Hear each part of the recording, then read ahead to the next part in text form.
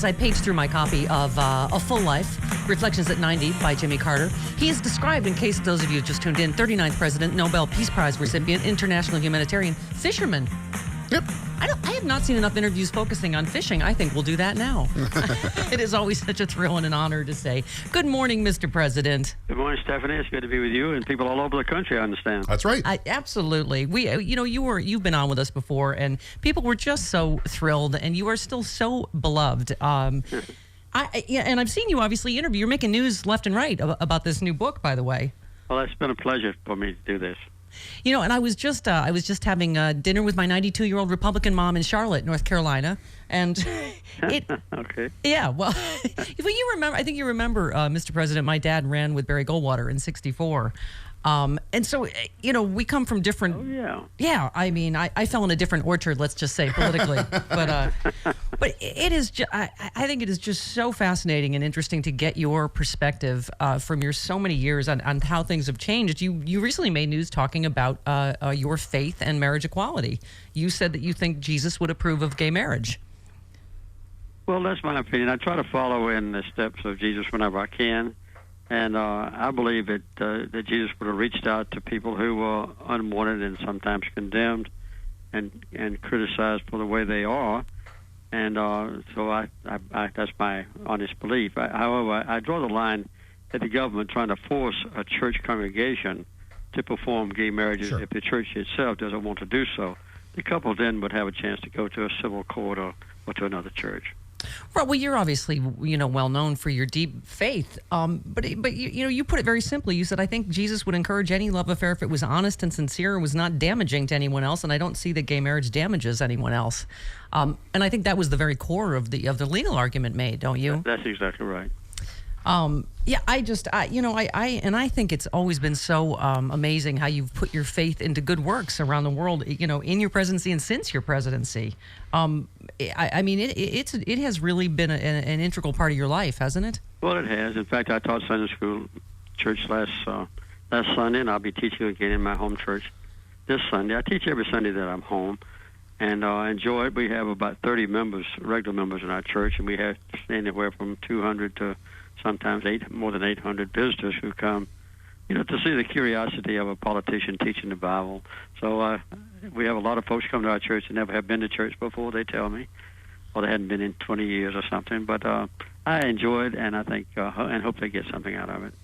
Mr. President, so many amazing, events in our nation's history just in the last few weeks. Correct? I mean, as a Southern man too, to see not just marriage equality happen, which is I believe our sort of civil rights battle of our generation, but the Confederate flag coming down. And I know in the book you write about racism during your boyhood and the isolation of your family during the civil rights struggles. Tell us about that a little bit. Well, I was in the Navy when Harry Truman ordained, just as a commander-in-chief and president, that racial discrimination be ended in the military services and also in the civil service of the government. And he was condemned because of that, but I saw on ships, where I was on a battleship and also submarine, how beneficial it was to both African-American and white people to end this racial discrimination that we had done so long. So when I came home from the Navy, we were in a more moderate and progressive or liberal move, whatever you want to call it.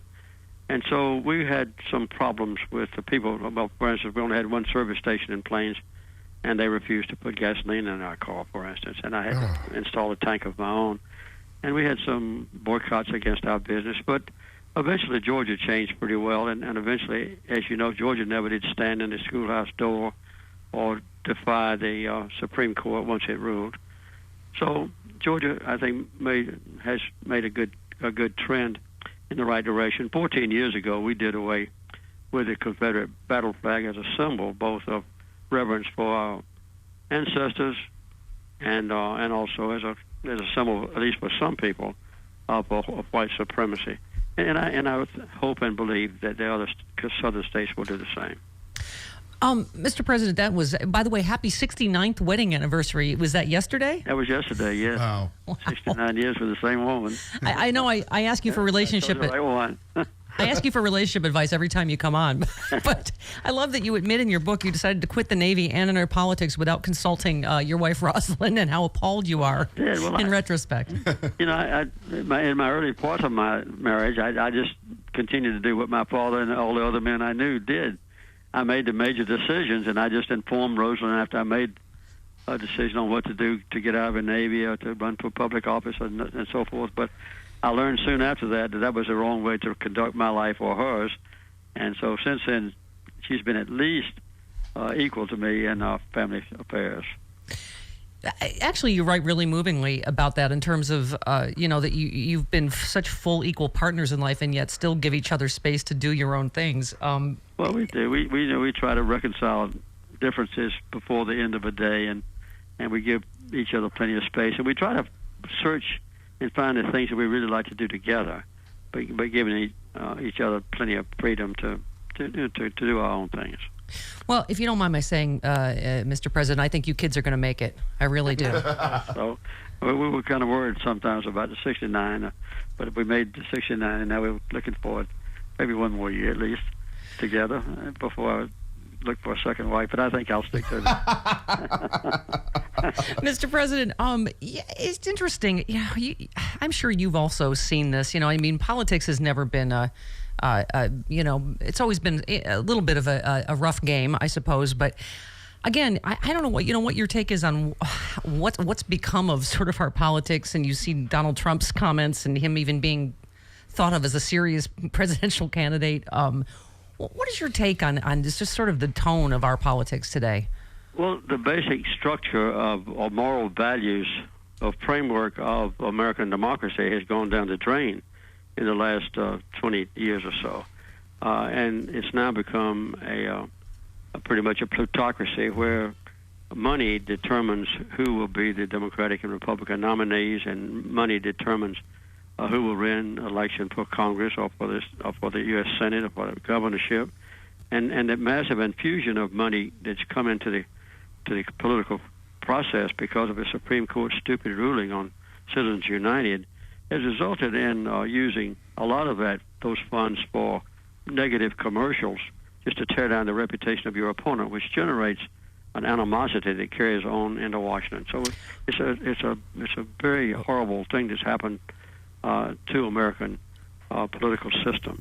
Mr. President, interesting, though, your perspective that you just wonder when it did start, because you write about that you were actually President Nixon and President Ford were the two living presidents when you were elected. You were determined to treat them with respect. You briefed them. I did. And you said that changed when Ronald Reagan, you said that your relationship with him was strained. On several early trips abroad, you learned that U.S. ambassadors had been instructed not to give you any assistance or even acknowledge your presence. And your early requests to the president for briefings were declined or ignored. That is disgraceful, in my opinion. Well, it happened in 5 or 6 countries abroad, and then I finally told the White House that I was going to have a public press conference and deplore the fact that I could not get any briefings on countries that I was going to visit. So they gave me an ostensible visit, which is primarily things out of the New York Times. But I think that's been there's been a difference in attitude more recently, I would say, because of the alienation of Republicans from Democrats and the red and blue states, which we never had when I was president. Yeah. I ran against Gerald Ford for president and was challenged by Ronald Reagan 4 years later. We raised zero money from contributions to run the campaign. We just used a $1 per person checkoff, and so we were not tempted to spend the vast amounts of money criticizing each other or being obligated to any major contributors after we were elected. Yeah. Wow. Oh, for those days. Mr. President, I know you are very, very important, clearly, and you have a lot of interviews to get to. We so appreciate your time. The book is A Full Life, Reflections at 90. Really just an amazing read, and thank you so much. Always an honor. Thank you, Mr. President. Thank you, Stephanie. I've enjoyed talking to you very much. All right. Thank you, sir.